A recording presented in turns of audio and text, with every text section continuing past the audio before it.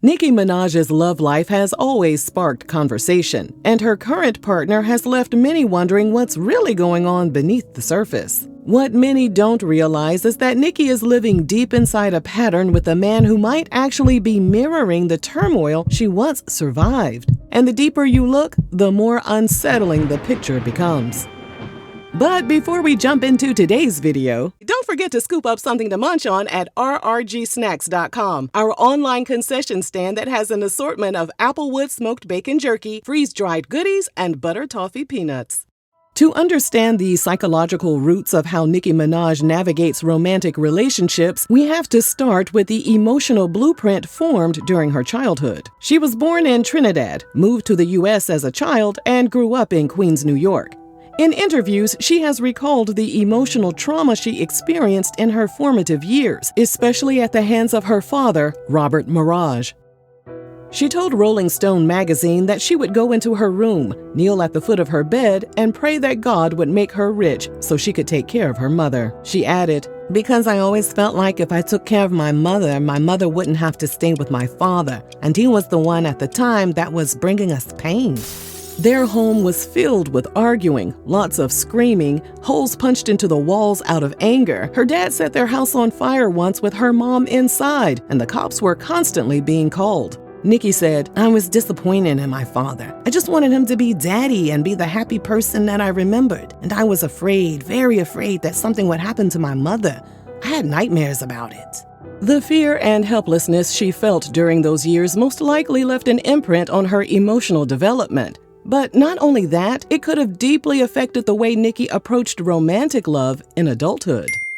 Children who grow up in households with substance-abusing or abusive parents often internalize hypervigilance as a survival strategy. According to the Journal of Family Psychology, early exposure to unpredictable parental behavior can lead to what's called anxious, preoccupied attachment in adult relationships. This insecure attachment style is characterized by a strong desire for intimacy and closeness, coupled with a fear of abandonment and rejection.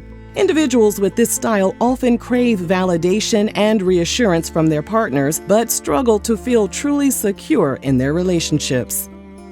Those from a similar upbringing also feel more drawn to dysfunctional relationships, since their nervous system interprets it as normal. Unfortunately, being a celebrity with wealth and adoring fans doesn't change this programming.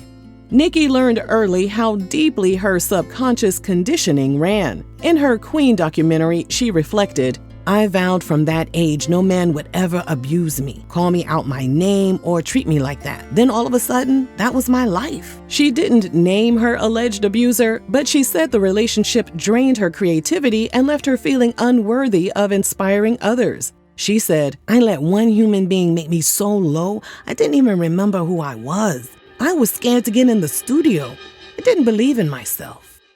Nicki began dating Safari Samuels in the early 2000s. In 2011, he reportedly hit her with a suitcase, prompting a police report. After their 2014 breakup, Safari tweeted that she once cut him so badly he nearly died. He claimed he left their home on a stretcher, but told authorities he tried to harm himself to protect Nicki from getting arrested. He also implied it wasn't the first incident. Nicki clapped back by accusing Safari of stealing her credit card. Of course, Safari didn't let that slide. He brought up an allegation that he stole her credit card to pay for Women of the Night and denied the allegation. He also accused Nicki of getting involved with rapper Meek Mill before their relationship had officially ended. Nicki and Meek confirmed their relationship in 2015 and split in 2017.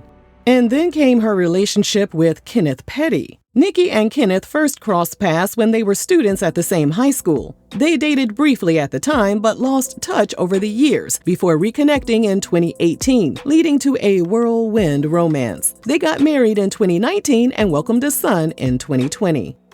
Nicki's friend told People magazine, "I think that's what the connection really is with them. It's that he really knows her. It's a different type of connection. He's not famous. He doesn't want to be on Instagram. That's not his MO. He's really focused on her." Despite their low-key relationship, Kenneth's legal troubles have made headlines. He is a registered offender and spent several years in jail for attempting a non-consensual act in the first degree against Jennifer Huff, who was 16 at the time. Kenneth was 15 at the time of the crime. And then in 2002, he took a man's life. After accepting a plea deal, his second-degree murder charge was reduced to first-degree manslaughter. He was sentenced to 10 years in prison but was released in 2013 after serving 7. When her fans began bringing attention to Kenneth's past assault charges, Nicki turned the comments off on her social media account and defended her man by saying, "He was 15, she was 16, in a relationship. But go off, internet. Y'all can't run my life. Y'all can't even run your own life. Thank you, boo." She has also romanticized their reunion, expressing gratitude for being with someone who knew her before the fame. On a 2019 episode of her Queen Radio podcast, she said, "When a person is with a that loved them before they had a dime in their pocket, how do you not understand that? How do you not understand happiness versus clout? How dare you talk about lowering standards? It's the truth. Money cannot buy me happiness and good sex." She love her little jailbird, don't she? Ooh, child. Nostalgia can distort memory, especially for someone craving stability. To Nicki, Kenneth may have represented a return to who she was before fame, all while blinding her to who he really is. He was arrested again in March 2020 because he failed to register as an offender when he moved in with Nicki in California. And then in September 2023, he violated his probation by threatening Cardi B's then husband. Nicki has also been involved with Kenneth's legal issues. In August 2021, Jennifer filed a complaint and claimed Nicki and Kenneth tried to use their money, power, and fame to threaten her into walking back her accusations. She claimed Nicki called her personally to request that she change her story and later offered her $20,000 to sign a prepared statement that recanted her accusations. The suit against Nicki was voluntarily dismissed. However, Jennifer's lawyer said a lawsuit against Kenneth for battery and assault with new evidence from the original 1994 case is still ongoing.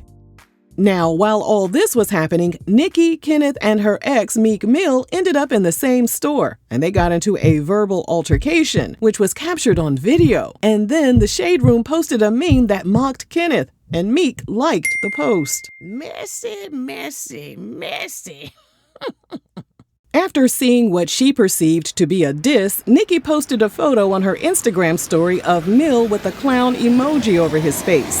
From there, she hopped on Twitter to write, "You beat your own sister and taped it. Spit on her and taped it.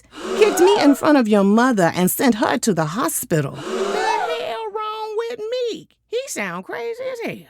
Meek denied the allegations, took shots at Nicki's brother who got convicted of sexually assaulting a young girl, and tweeted, "For clarification, I don't hit women and I won't let my interviews be filled with questions about her or any situation to do with her when I come out to do press for my new album."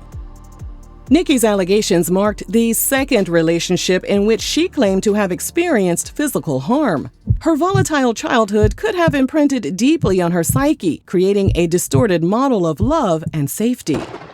As for her relationship with Kenneth, psychologists argue that people often attract and remain loyal to disordered partners because they themselves are in denial about their emotional wounds. In the book Women Who Love Psychopaths by Sandra Brown, the author explains that early trauma paired with a high tolerance for chaos can mask red flags as passion. The woman might feel chosen or understood by a man society rejects, seeing their relationship as an act of rebellion or redemption.